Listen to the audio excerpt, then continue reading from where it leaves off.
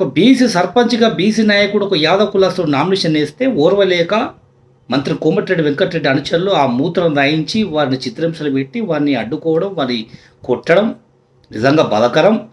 ఒక్క విజ్ఞప్తి మాత్రం చేస్తా ఉన్నాం ముఖ్యమంత్రి గారికి, కాంగ్రెస్ పార్టీ పెద్దలకు. మీరు మొట్టమొదటిసారి చేసే ఎట్లాగో ఇప్పుడు బీసీలకు మీరు న్యాయం చేయలేరు. ఇక ఈ పరిస్థితులను చూస్తే ఫస్ట్ మీ కాంగ్రెస్ పార్టీకి పట్టిన దరిద్రం పోవాలంటే మంత్రి కోమటిరెడ్డి వెంకటరెడ్డిని పార్టీకి వెళ్ళి సస్పెండ్ చేయండి. ఆ మంత్రి పదవి ఊడవీకుల్లి ఎవరికన్నా బీసీ నాయకునికి ఇవ్వాలి. గింత గింత అన్యాయం ఉంటుందా?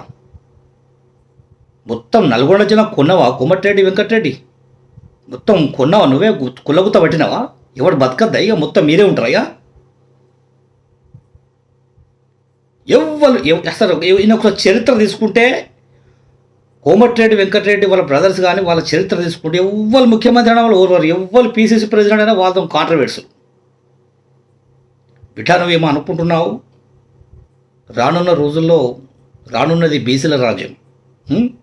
తస్మత్ జాగ్రత్త.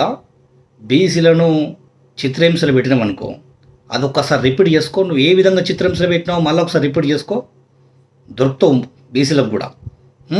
నీ లెక్క లుచ్చా పనులు చేయరు బీసీలు. దేంతో సమాధానం చెప్పాలో దాంతో సమాధానం చెప్తారు.